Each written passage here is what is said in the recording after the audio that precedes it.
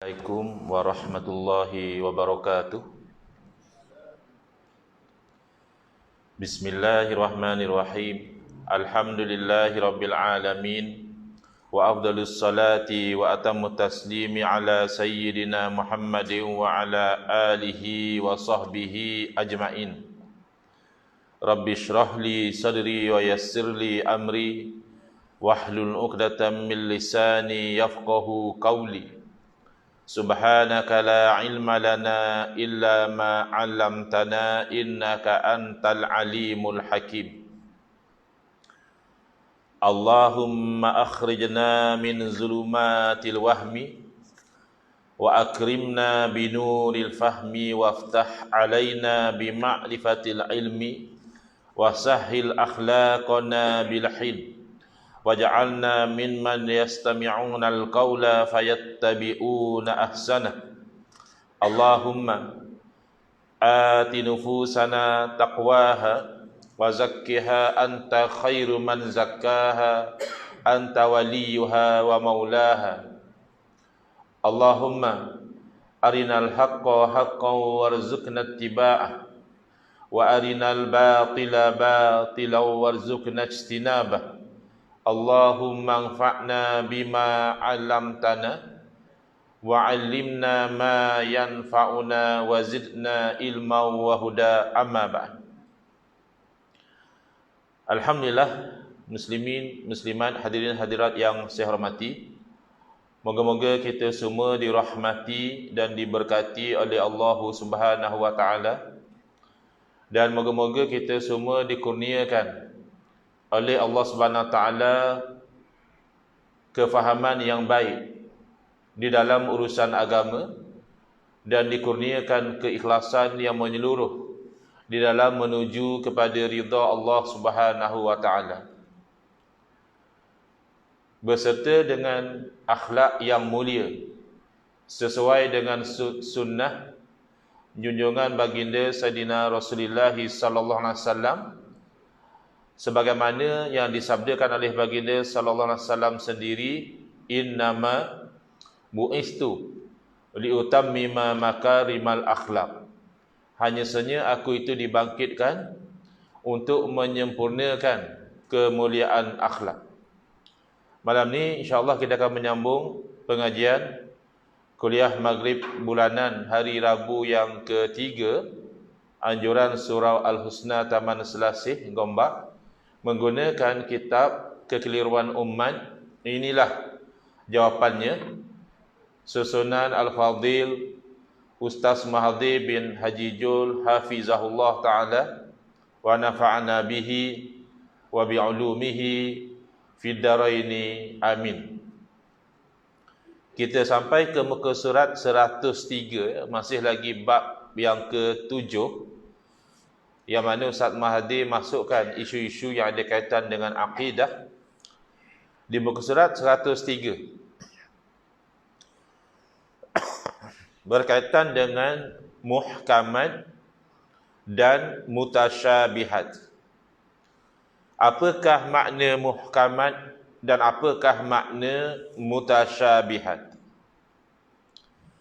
Muhkamat merujuk kepada ayat-ayat suci Al-Quran. Ini satu istilah ya, yang mana menceritakan satu kategori daripada ayat-ayat Al-Quran dan juga hadis-hadis Nabi sallallahu alaihi wasallam yang nyata dan jelas, erti dan maksudnya itu terang ya, yakin, tidak ada kemungkinan begini, kemungkinan begitu.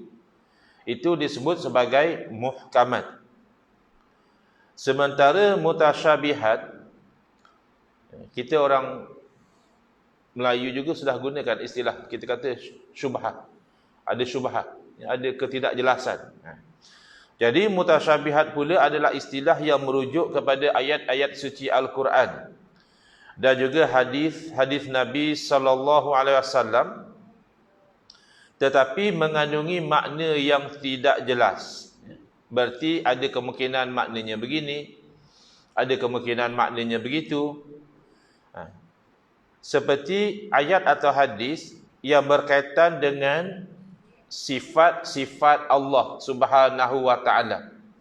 Sebahagiannya muhkamat, jelas, yakin, pasti maknanya, dan ada yang mutasyabihat, ada kesamaran apa sebenarnya makna.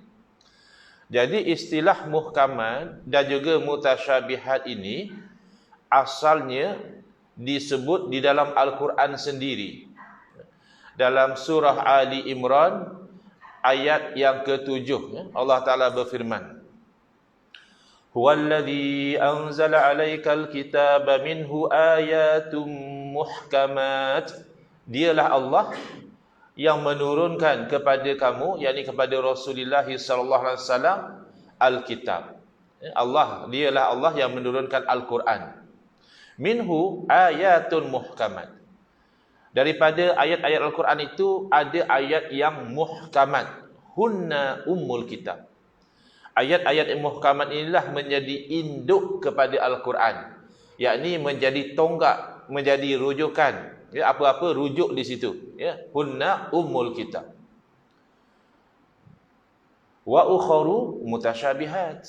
Dan ada yang lain daripada muhkamat, ayat-ayat yang mutasyabihat. Ayat-ayat yang ada kesamaran. Jadi hati-hati ya. Di zaman kita ini berlaku percanggahan dan pertikaian di dalam berinteraksi dengan ayat mutasyabihat. Sebenarnya pertikaian ini dah lama. Bukan baru berlaku di zaman kita. Tetapi mungkin 30-40 tahun yang lalu di Malaysia ni, dalam masyarakat kita tak timbul sangat isu macam ini. Tapi kebelakangan ini timbul golongan yang menyalah-nyalahkan akidah kita. Bila kita kata Allah Subhanahu Wa Taala wujud tidak bertempat, dia kata akidah kita itu salah. Akidah kita itu bercanggah dengan Al-Quran. Kalau kamu nak ikut betul-betul Al-Quran, Allah Ta'ala bertempat. Dan tempat Allah adalah di atas arasy. Kalau kita tidak kata begitu, akidah kita itu adalah akidah yang sesat. Ini yang didakwa oleh sebahagian. Jadi timbul kekeliruan.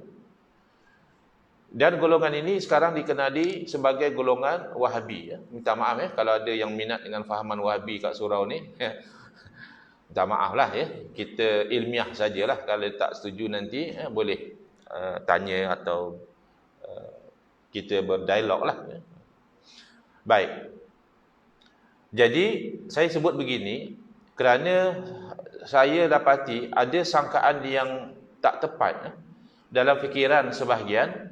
Mereka menyangkakan dalam bab ayat mutasyabihat ni yang bagus adalah golongan Wahabi. Yang tak bagus adalah golongan Asy'ariyah Maturidiyah. Kerana apa? Kerana kata mereka Wahabi bagus sebab apa yang Quran hadis kata Wahabi pegang. Wahabi tak tolak, Wahabi terima apa yang Quran dan hadis kata. Asy'ariyah dan Maturidiyah ni tak bagus. Bila Quran kata macam ni, oh dia takwil kot sana, dia kata tu tak kena dengan akal dia lah sebagainya. Dia kona sana, kona sini. Ya. Jadi yang bagusnya tu kalau kita ikut Wahabi. Kerana apa? Kerana mereka inilah yang ikut pada Quran dan Sunnah. Asy'ariyah ni dia banyak kona. Ini yang mereka dakwa. Dan saya dapat tangkap pemikiran sebegini di dalam satu soalan yang diajukan kepada saya, kalau tak silap 16 September 2020, saya berceramah sempena Hari Malaysia di sebuah masjid di Melaka. Oleh kerana konsepnya ceramah, jadi asalnya program tu tak ada sesi soalan. Kan sesi soalan ni kalau kuliah.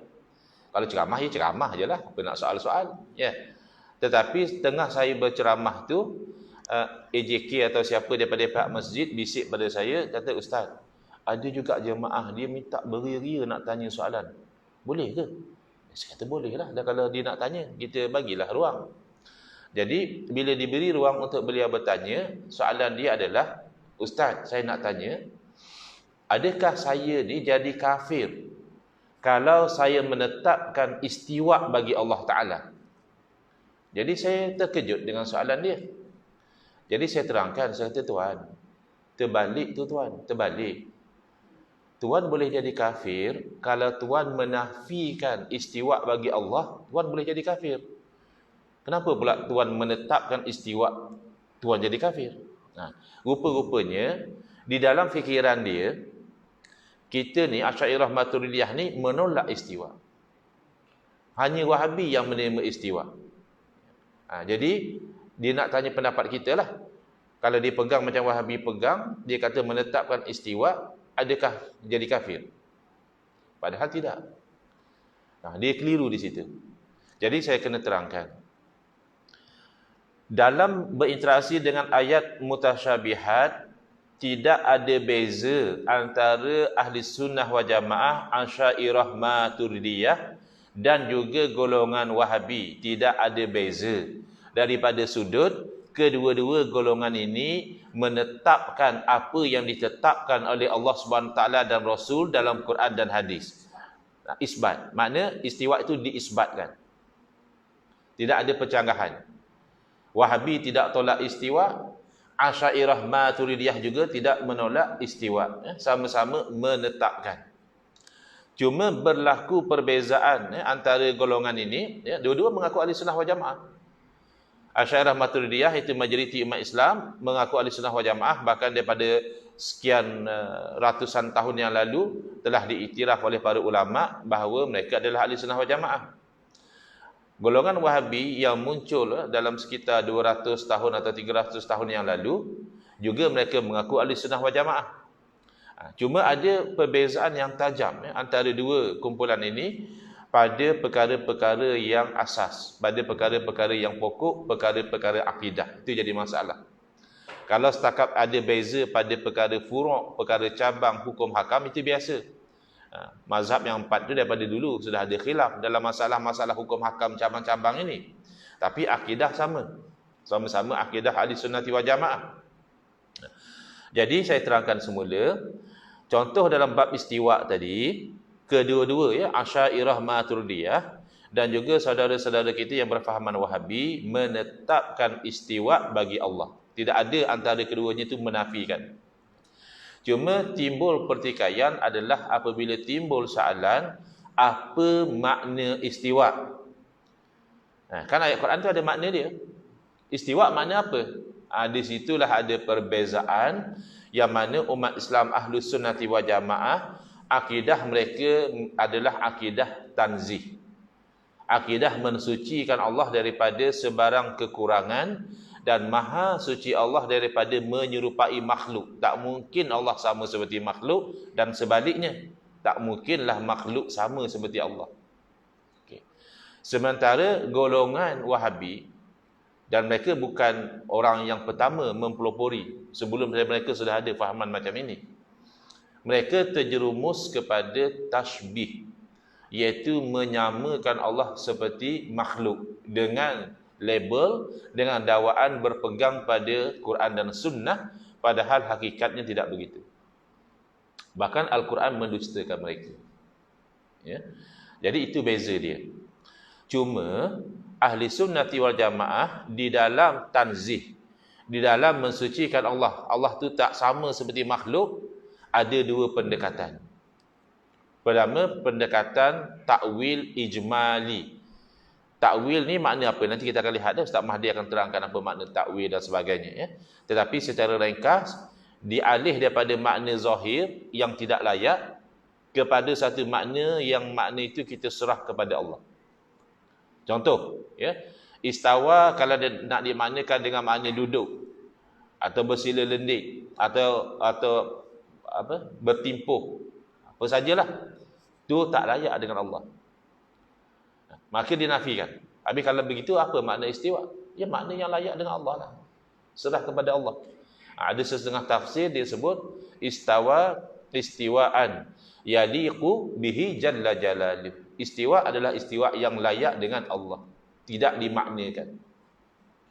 Sementara ada juga di kalangan ahli sunnah wal jamaah yang mengambil pendekatan takwil tafsili, takwil secara terperinci.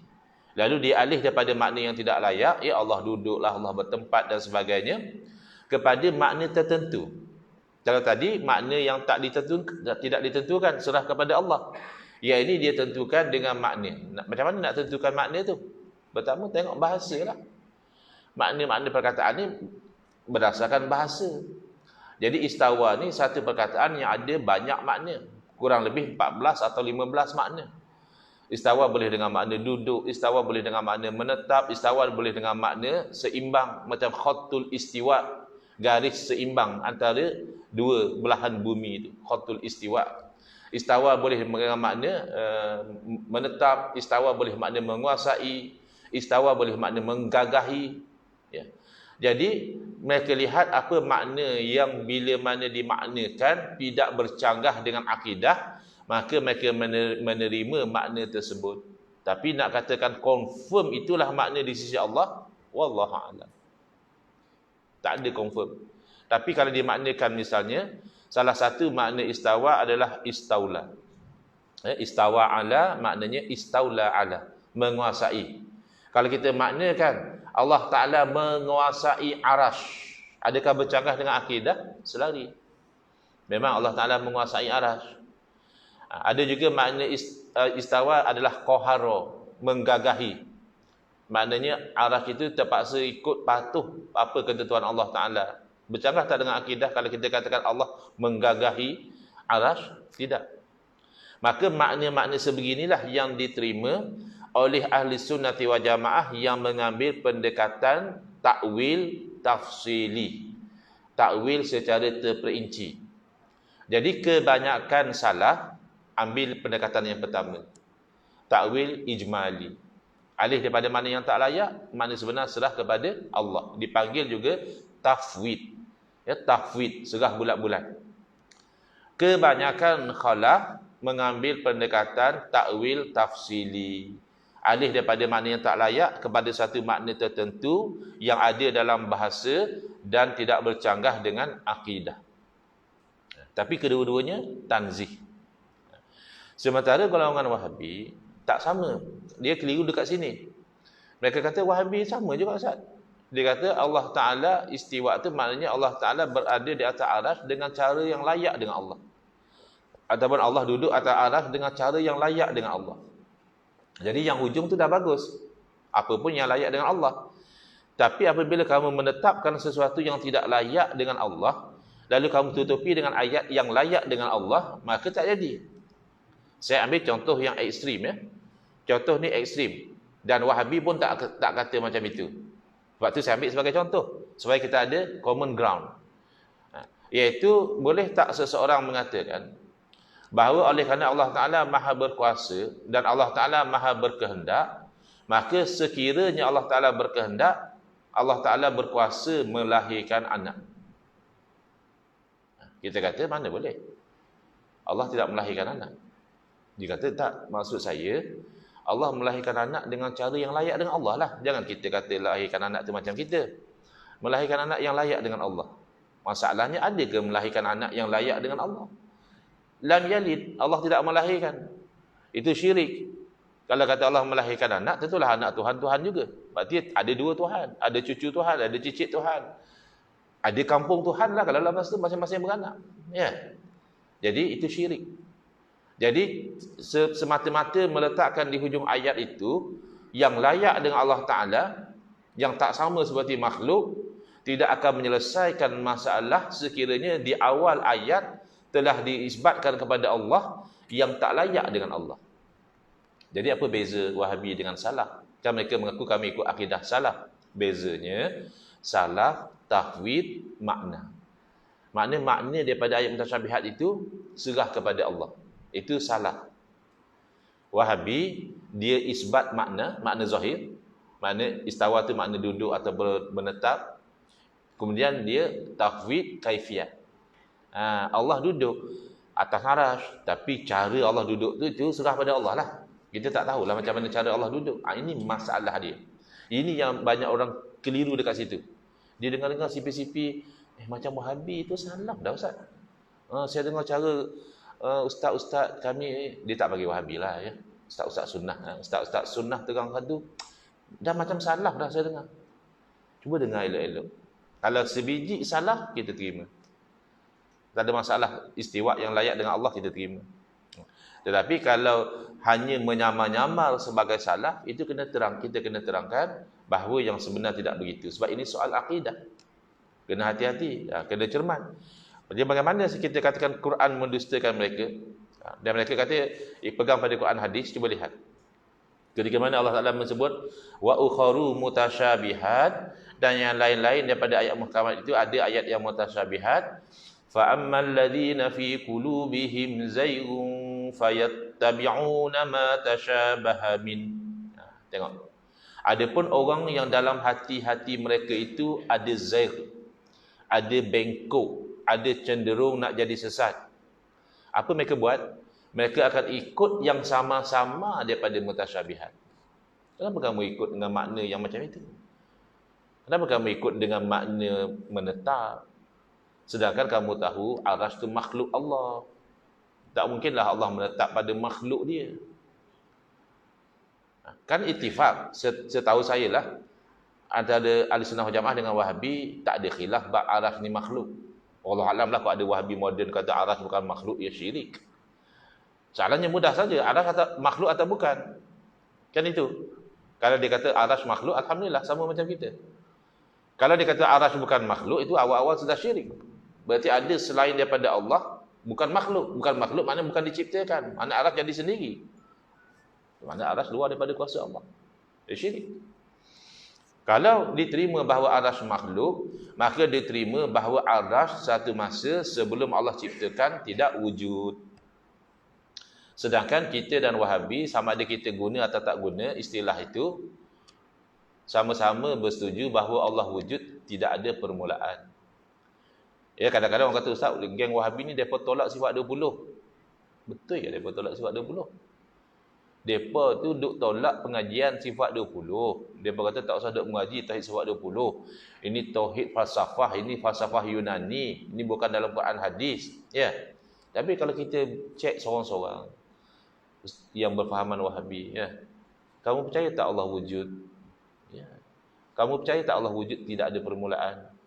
Kamu percaya tak Allah wujud tidak akan binasa? Kamu percaya tak Allah itu tak sama seperti makhluk?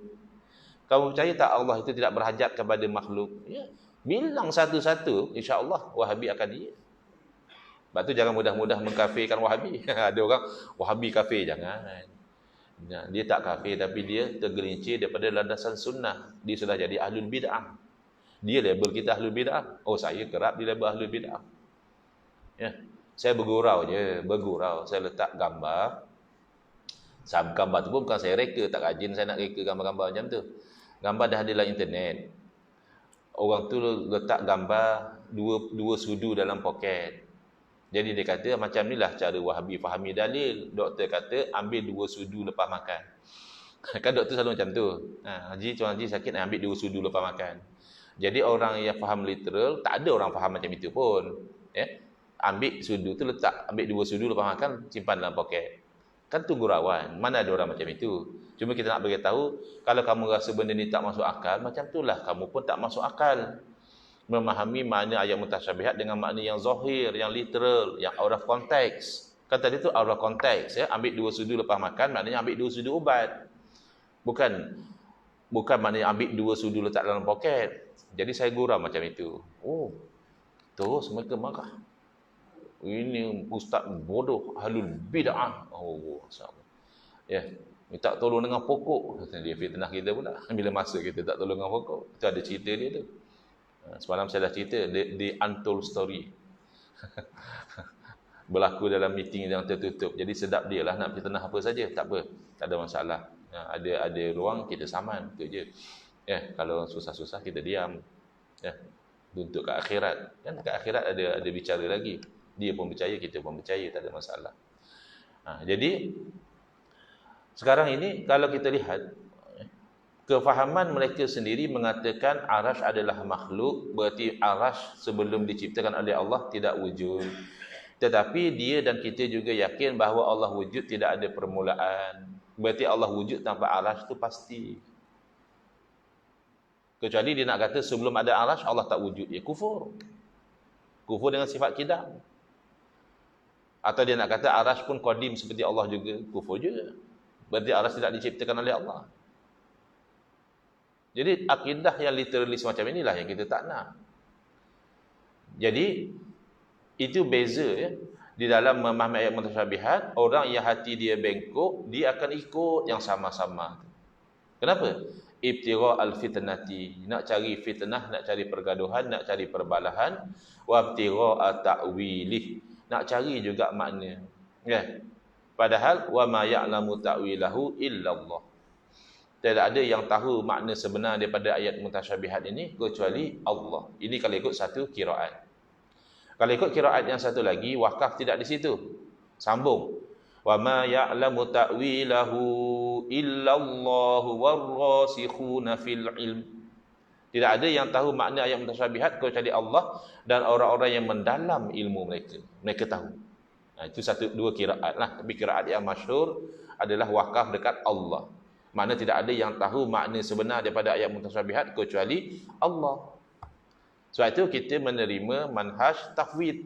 Serah pada Allah. Tapi di sisi mereka, tafwid mereka kata ta'til. Mensia-siakan. Ada keserah begitu pada Allah. Mesti ada makna.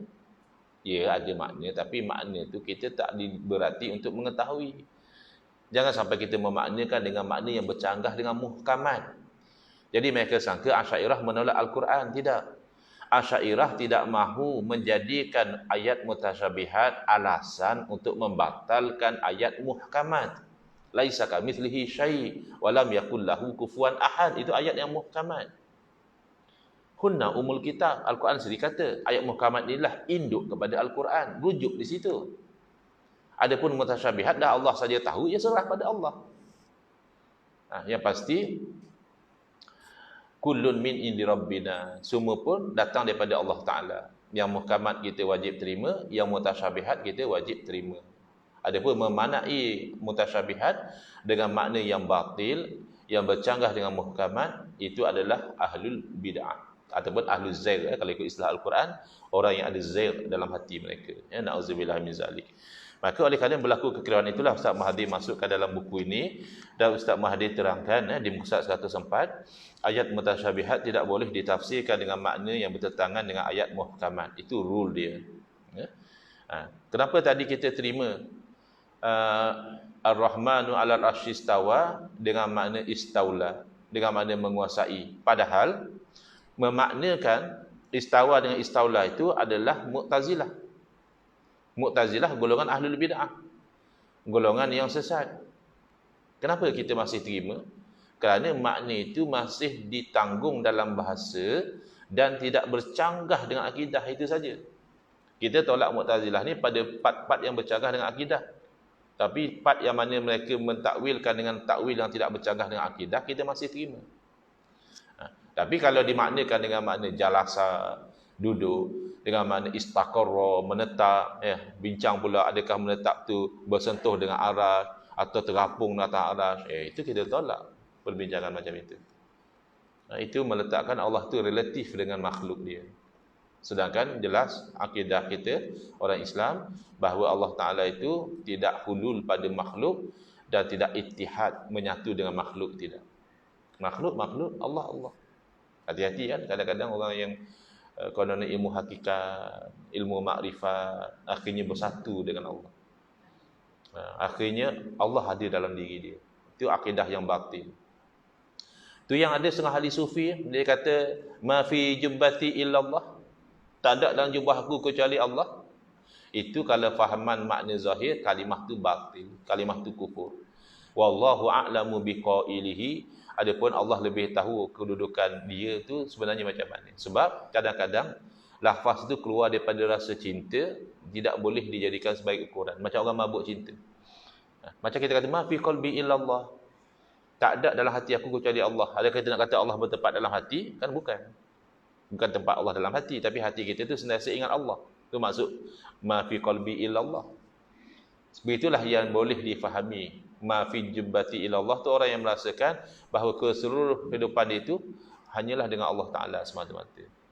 Itu satu kefahaman. Tapi kalau kita yang bukan mahkam zuk macam itu, kita bukan pun ingat Allah Ta'ala pun sekali-sekali semayang pun tak apa nak ingat, tiba-tiba nak cakap ma fi jubbati ilallah, jangan.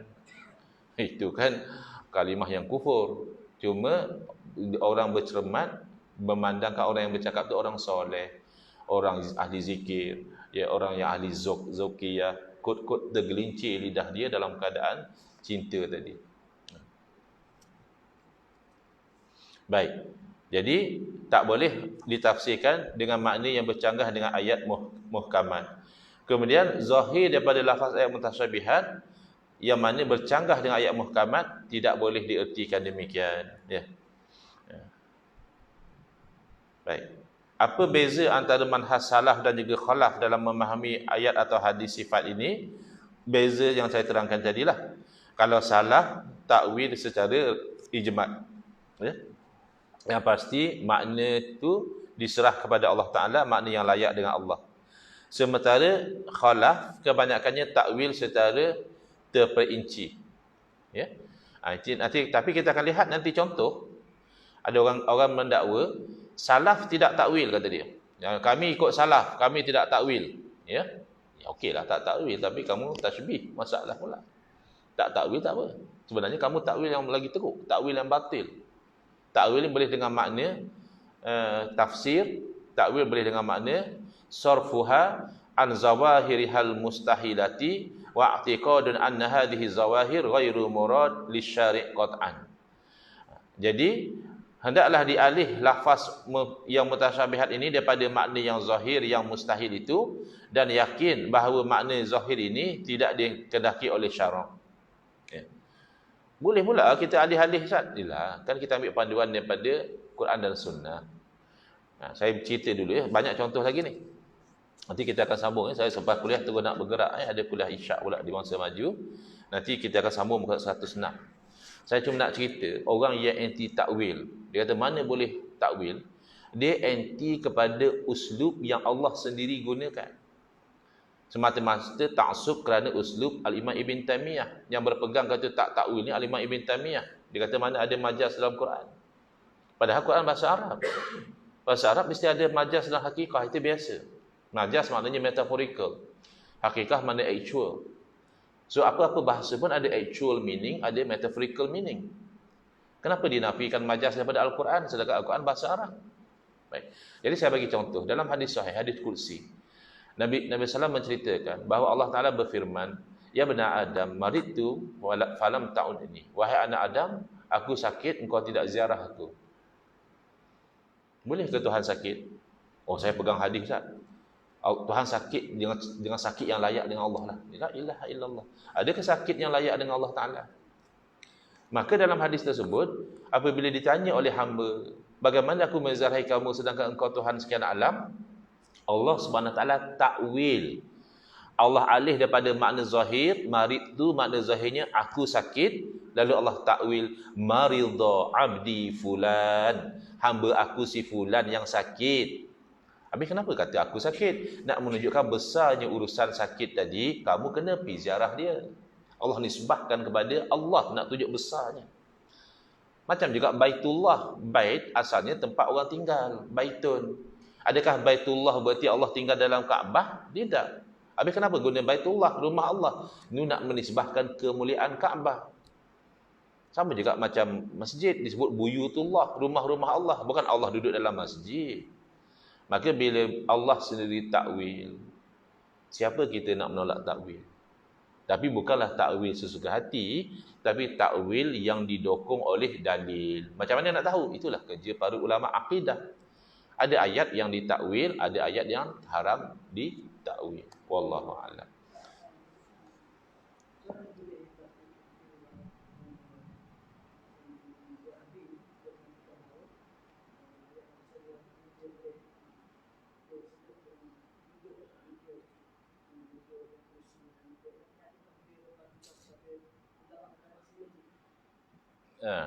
Macam mana Wahabi boleh jadi keliru dalam bab ini? Kerana dia terpengaruh dengan ulama-ulama sebelum itu, betul. Tapi bukan ulama ahli sunnah wal jamaah lah. Sebab di zaman salaf pun ada yang musyabbihah, tapi minoriti lah. Jadi disampaikan akhirnya terpengaruh oleh fahaman ini oleh Al-Imam Ibn Taymiyah. Dan Wahabi terpengaruh dengan Al-Imam Ibn Taymiyah. Jadi memang betul lah mereka terpengaruh. Wallahu a'lam. Bismillahirrahmanirrahim. Alhamdulillah bil alamin wassalatu wassalamu ala asyrafil anbiya'i wal mursalin wa ala alihi wa sahbihi ajma'in. Allahumma shrah sudurana wa ahsin akhlaqana wa azim ujurana wa nawwir qulubana bi nuri hidayatika kama natarada bi nuri syamsika abadan abada bi rahmatika ya arhamar rahimin. Walhamdulillahirabbil alamin. Amin ya rabbal alamin.